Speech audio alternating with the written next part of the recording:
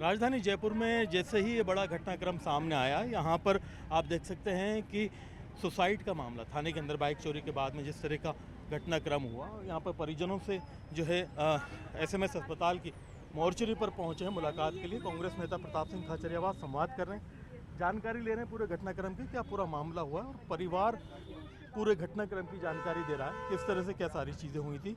यहाँ जयपुर के अंदर फिलहाल 6 लोगों को लाइन हाजिर कर दिया गया। क्या पूरा घटनाक्रम रहा है जानने की और समझने की कोशिश करते हैं। सर, आप मिले हैं यहाँ, किस तरह से बातचीत है? मनीष पांडे, एक यूपी का व्यक्ति जो मनीष पांडे, कल उसने, जैसा मैंने आपके मीडिया में देखा कि साहब उसने फांसी लगाकर आत्महत्या कर ली, और वो कहते हैं कि हमने मोटरसाइकिल चोरी के शक में उसको गिरफ्तार किया था।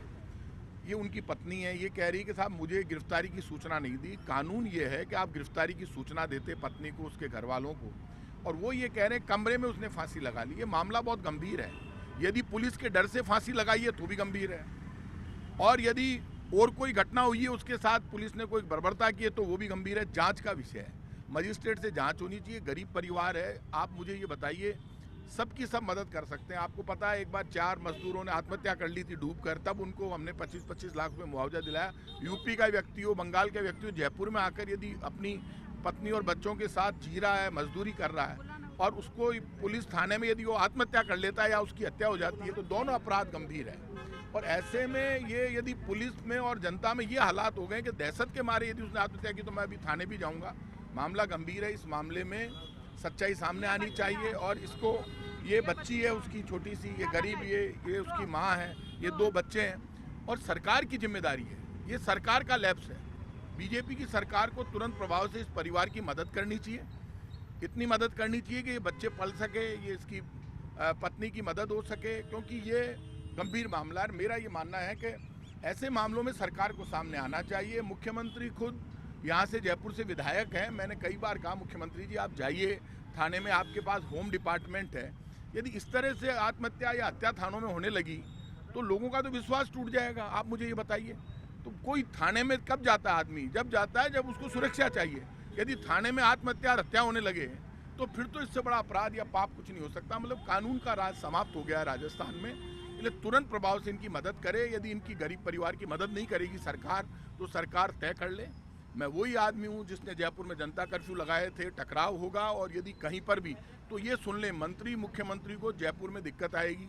मैं समझा रहा हूँ क्योंकि मैं जयपुर का ही बेटा हूँ, और ये जुल्म बर्दाश्त के बाहर है। जिसकी कोई नहीं सुनेगा उसके लिए लड़ने के लिए निकलेंगे, जाएंगे, देखेंगे। अभी मैं थाने का भी दौरा करूंगा।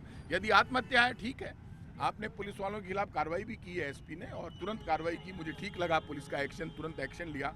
अब आप जांच सामने लाइए और इसकी मदद कर दीजिए फाइनेंशियली। आप मदद कर देंगे, कोई दिक्कत नहीं है। यदि आप मदद नहीं करेंगे, सरकार ये चाहे कि एक आदमी आत्महत्या या हत्या थाने के अंदर हो रही है तो राजस्थान की बीजेपी की सरकार जिम्मेदार है, तो पैसे तो देने पड़ेंगे, उसके परिवार को तो दोगे। उसको पकड़ के ले गए, अपराधी प्रूव हुआ नहीं, उससे पहले वो मर गया। यदि आत्महत्या कर ली तो भी सरकार की और पुलिस की दहशत से किन्हें डर के, और हत्या हुई तो भी वो गलत है। तो इसकी मदद भी करो आप और कार्रवाई भी करो। आप यहाँ इनसे मुलाकात की, क्या जानकारी है, क्या पूरा मामला था? पत्नी आप उनकी? हाँ जी, क्या हुआ था? देखिए, मुझे कोई चीज़ नहीं पता चली। मुझे 2 चेतक आई घर पे जब पता चला है हमें, और कुछ पता नहीं चला कि उन्होंने आत्महत्या कर ली और उन्हें यहाँ लाके रखा गया है।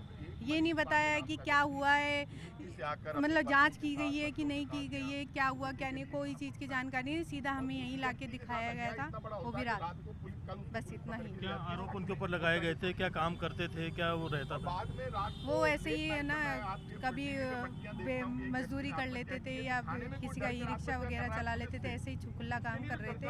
और है ना, क्या बोलते हैं, आरोप ये लगाया गया है कि है ना उनको बाइक चोरी परिवार की मदद कर दे, बाइक बड़ी मदद करें। चोरी करते हुए पकड़ा गया है। मगर दिखाओ तो सही, फुटेज तो दिखाओ कि बाइक कब चोरी की, कहाँ चोरी की, तो दिखाओ कम से कम। हमें भी तो जानकारी मिलेगी करीबी है कि नहीं, कि झूठ बोला जा रहा है। करीबी है तो, लेकिन इसमें ऐसी नौबत जो आई आत्महत्या की, ये भी एक बड़ा सवाल है। इस पे आत्महत्या की, चलो वो कुछ भी किया हो, मेरे हस्बैंड ने जो भी किया है ठीक है, मैं मानती हूँ, कर ली उसने, मगर आपके थाने में आत्महत्या हो रही है तो इस इंचार्ज वगैरह कोई नहीं था कि वहाँ पे कैसे हो गई वहाँ पे, कोई नहीं देखा नहीं उन्हें। शक आपको और कुछ भी हो सकता है? नहीं कुछ नहीं और कोई कुछ शक नहीं। आप माँ हैं उनकी? नहीं, हम इनकी माँ। उनकी हैं, तो क्या मांग कर रहे हैं?